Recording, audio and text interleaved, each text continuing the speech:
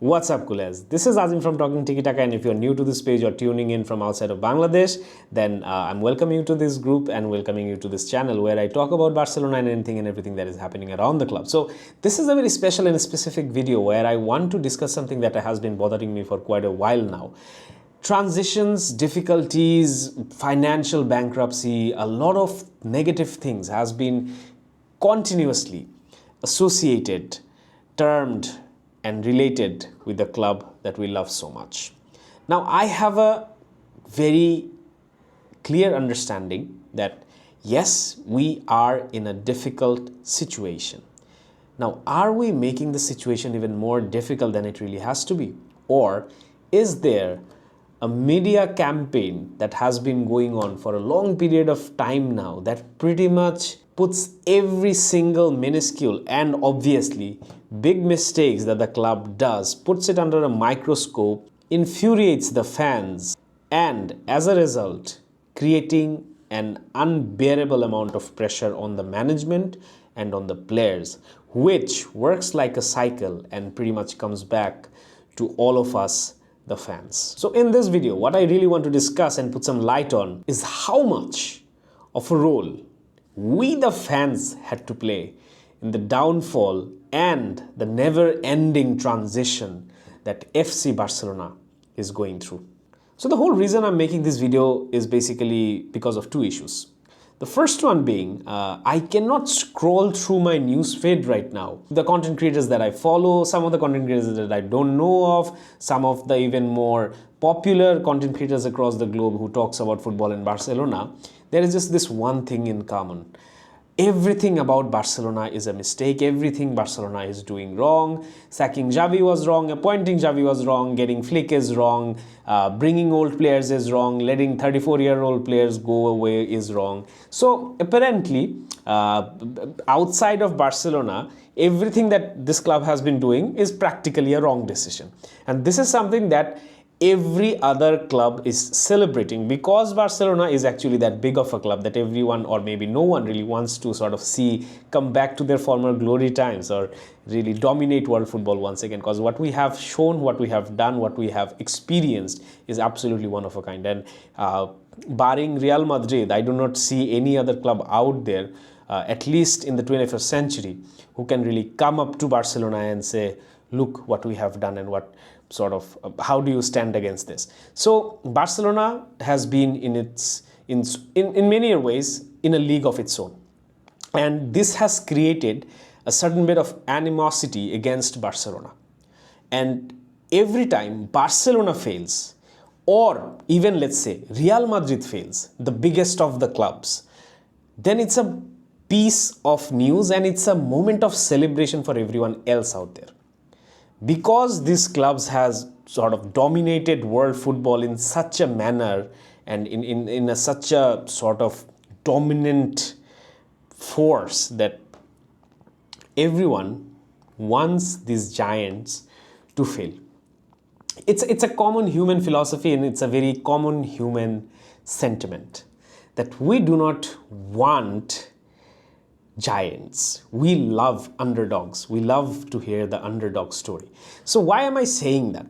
The fact is that letting İlkay Gündoğan go, letting a 34-year-old leave to accommodate some of the younger faces, to give time to some of the younger faces, to give time to someone like Dani Olmo, who we have seen performing absolutely brilliantly across the Euros, and someone that I feel will absolutely fit right into this Barcelona team. And let's just hope that injuries don't really spoil the party. But other than that, and this is also something that we have no control over, but if that doesn't really come into the equation, I feel Dani Olmo is going to be an absolutely stunning of a signing. That being said, letting İlkay Gündoğan go, yes, there are reasons why you can sort of put it in a certain manner that it feels like an absolutely disaster of a decision. But in my thinking and in my understanding and seeing this club operate almost for 2 decades now, my understanding is a little bit different. I feel that Barcelona, for the first time in their entire history, or let's say at least from since when I have started watching this club, it's sort of mid 2000s. Since then, And especially after our struggles started, especially after the so-called transition phase started, this is for the first time that I feel that the club is really taking a stand. Letting Ilkay Gundogan go, making those hard choices, making Vitor Roque go, and accepting the fact that maybe we did a mistake with Vitor Roque. Maybe we did not really assess how good or how bad of a player Vitor Roque is. Jumping into decisions like, say, we have to buy Vitor Roque because Real Madrid got Enrique, and many other decisions that I feel that Laporta took were popular decisions pressurized by you and me, the fans. We never could make peace with the fact that we needed a rebuilding phase. We never could really accept that we are going to come second best. We never could really understand what transition means, what reform, rebuild really means. It means you have to swallow the hard pill and accept that no, you are not going to dominate matches like Barcelona has done in the previous years or back in their glory days. It's not going to happen like that. And this is what basically transition means, that you have to be patient, you have to patiently wait to figure out the formula. Barcelona has not figured out a formula to operate without Xavi, Iniesta, Busquets. Barcelona never figured out a way to fully operate without Lionel Messi. Barcelona never figured out a way to operate, or let's say adapt, the Tiki-Taka way of football to meet with the modern day demands. Barcelona never really made it clear what the future project holds for the club. And all of those things are basically what should be done in a transition period. It requires time, it requires effort, it requires patience from the players, the managers, the management. And this is why I feel some of the decisions that has been taken in the tail end of last season and up until now, this gives me hope, if anything else.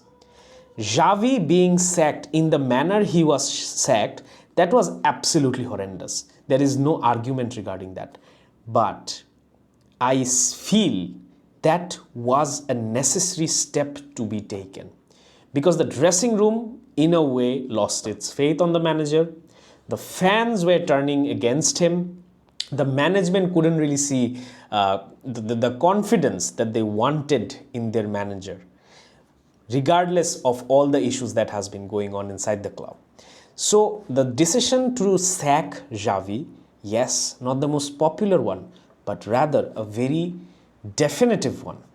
Bringing in Flick showed that bit of planning that we have been lacking for a long period of time now. Getting rid of players who probably we would not have let go even 2 years back. You could not even imagine someone like in the stature of Gundogan being let go. You could not even think that a promising prodigal signing from Brazil, who is very highly rated, not performing well. Let's not get carried away here. Vitor Roque has been given chances. Yes, not a lot of chances, but if you have the preseason matches, if you have seen some of the matches that he has played under Xavi, you need to be honest and true to yourself and tell yourself that yes, this boy, at least right now, is not cut out to play for Barcelona. And we have finally taken that hard decisions. So a pattern is building, and not to mention we finally got rid of Sergi Roberto. So yeah, you can see a pattern here where we have been taking pivotal, unpopular decisions. And this for me is the biggest sign out there that this club is probably right now fully comprehending and understanding what going through transition really means. And this has not been the case in all the years that we have been sort of saying it out loud, just saying it for the sake of saying it, but never really meaning it, that we are going through a transition. Because in all honesty, we have not been going through a transition.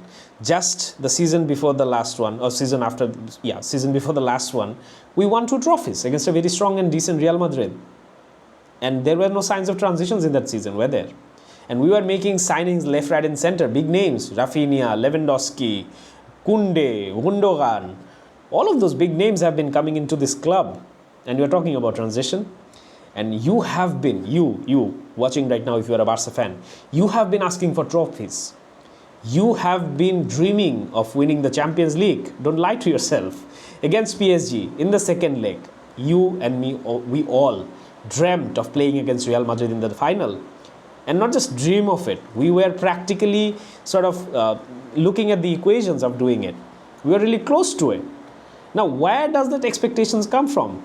If you are a club, if you are a fan of a club that has been going through, or let's say, going through a transition phase or a transitional season, you cannot have those expectations. Yes, if the club does that, absolutely amazing, brilliant. You get surprised. But practically, you cannot expect them to do that on command. And this is what basically I'm trying to say here, that this club is taking some finally unpopular decisions that is building a pattern that indicates that Barcelona finally realized that we need to go through a proper transition phase and not just try to, let's say, overlap some of the lackings that we have, hide some of the things, and just overlook everything that is happening inside of it. And the current dire situation, not so much right now, but the dire situation we were in when Xavi stepped in. And if we could have accepted the reality that Barcelona is not a fully reformed club yet, Barcelona is a club that requires a gigantic amount of effort to sort of take it back to the glory days or bring the glory days back, then it requires that bit of patience that we the fans lacked more than anyone, any stakeholders, anyone involved with the club. So in return, you always have to keep the fans happy. And this is where I feel that right now, if you are a Barca fan, if you are a Barca content creator, stop spreading negativity. Because what could be the worst that happened? The worst was last season. It cannot get any worse than last season. So what we need right now is to show a little bit of faith, have a little bit of patience, see how this team performs, see how this new manager comes in and sort of injects his new philosophy amongst the players and how it is sort of translated on the field. Let us give them that time, let us give them that bit of liberty. And that is probably only time, and this is probably only how we can see some real change inside FC Barcelona. We the fans have to change first and foremost. Visca el Barça.